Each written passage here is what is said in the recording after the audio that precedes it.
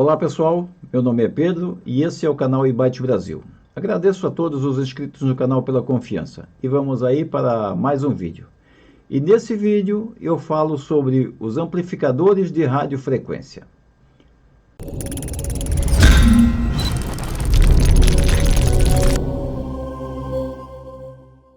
A radiofrequência está presente em todos os lugares. Para parar o mundo, bastaria um enorme campo eletromagnético que impedisse as comunicações através das ondas eletromagnéticas. Seria um caos.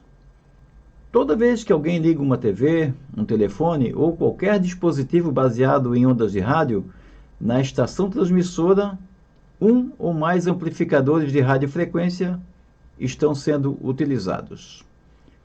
Equipamentos potentes são montados e neles vários estágios são instalados de acordo com a necessidade da potência de transmissão. Aqui eu vou falar sobre um amplificador de radiofrequência de 100 mW de apenas um estágio, que é a mesma coisa que 20 dBm. Parece uma potência muito pequena, mas pode transmitir para longas distâncias. É claro que toda transmissão não é baseada só no amplificador de radiofrequência. Além da antena, existem outros fatores envolvidos. Mas o foco agora é o amplificador de radiofrequência. E, claro, os componentes que fazem parte dele. E para não complicar, vou falar de apenas um estágio. Como elemento ativo, vou usar um transistor do tipo SBB5089Z. E como nas bandas de UHF a alimentação é quase tudo 5 volts, esse transistor também tem como alimentação máxima tensão de 5 volts e meio. Nesse esquema, C1, C2 e C3 devem ter o mesmo valor. C1 acopla o sinal de entrada. C2 acopla o sinal para o estágio seguinte ou diretamente para a antena. E C3 filtra o sinal de radiofrequência que escapa e circula pelo positivo e pelo negativo da alimentação. É um sinal indesejado, por isso esse capacitor C3 tem uma função bem importante. C4 e C5 fazem o desacoplamento da fonte. R1 é um resistor de 10 ohms. Depois do transistor, o elemento mais importante nesse tipo de circuito é um indutor. Para muitos, o indutor é apenas mais um pedaço de fio enrolado, mas ele tem função muito importante nos circuitos de radiofrequência. Um indutor apresenta uma resistência praticamente nula para um circuito de corrente contínua. A resistência, nesse caso, é a resistência do comprimento do fio que forma o indutor. Mas para os sinais que mudam de estado, a resistência deve ser alta para impedir que o sinal oscilante se perca passando pela fonte. Nos circuitos de radiofrequência, o indutor deve apresentar uma resistência tão alta que pareça uma chave aberta para a frequência de operação. Só assim que o máximo do sinal é transferido para o estágio seguinte. Essa capacidade de permitir ou não a passagem de sinais em um indutor é especificada em Henry. Para ser fácil de fazer medidas e especificar medidas, são feitas subdivisões. Aqui eu tenho um indutor de 175 nanohenries. A capacidade dele se opor à passagem de sinais é mostrada nas curvas desse gráfico.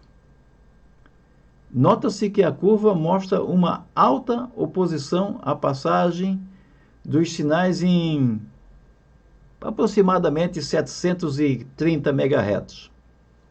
Eu vou até atualizar a leitura para ter certeza da frequência. Então aqui eu tenho 751 MHz. Então, esse indutor de 175 nanohenries é bom para ser usado em circuitos cuja frequência seja 751 MHz. É claro que outros indutores com outros valores irão funcionar, mas o rendimento do amplificador de radiofrequência não será tão bom, pois a resistência ao sinal cuja frequência seja 751 MHz será menor para outras frequências. Existe um meio para controlar e ajustar as necessidades. Então, esse meio consiste em sintonizar o sinal para o qual eu desejo uma sintonia correta e talvez um ganho maior. Se eu colocar um capacitor em paralelo com o indutor, com a finalidade de sintonizar uma frequência, quase sempre melhora o ganho na sintonia. Eu disse quase sempre, pois o fator de qualidade do indutor também é importante. Outra coisa que acontece é que ao colocar um capacitor em paralelo com o indutor, teremos um circuito tanque, cuja sintonia depende do valor do indutor e do valor do capacitor. Eu coloquei um capacitor de 2 picofarad em paralelo com o indutor. E vou atualizar a leitura do gráfico para ver onde vai ficar a sintonia e também para saber se o ganho é maior ou menor. Então, vou fazer a atualização. Veja que a frequência mudou. Eu tenho agora 266 MHz, é a sintonia, e o ganho também aumentou um pouquinho.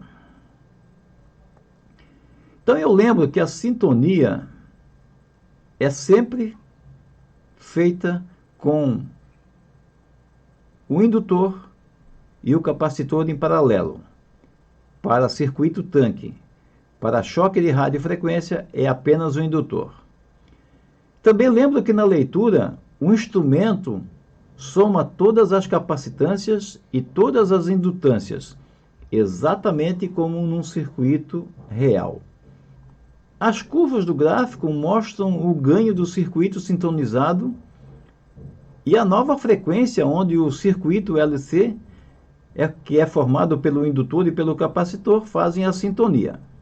Com o indutor de 175 nH em paralelo com o capacitor de 2 picofarad, a sintonia é em torno de 266 MHz. E é exatamente isso que as curvas do gráfico estão mostrando. Esse capacitor de 2 picofarad que usei em paralelo com o indutor não faz parte do esquema que eu mostrei inicialmente. E sobre os capacitores C1, C2 e C3, que devem ter valores iguais, mas eu não disse o valor ainda, mas vou dizer agora. Para frequências acima de 500 MHz, valores de 68 picofarad funcionam bem. Mas quando a aplicação for acoplamento para frequências abaixo de 500 MHz, é recomendável a utilização de capacitores cuja reatância capacitiva seja adequada para a frequência de trabalho. Se você ainda não é inscrito no canal e acha que o conteúdo desse vídeo vale a sua inscrição para acompanhar as postagens futuras do canal, clique no botão inscreva-se e marque o sininho para ser avisado quando novos vídeos forem publicados. Espero que esse conteúdo some no seu conhecimento e até a próxima publicação.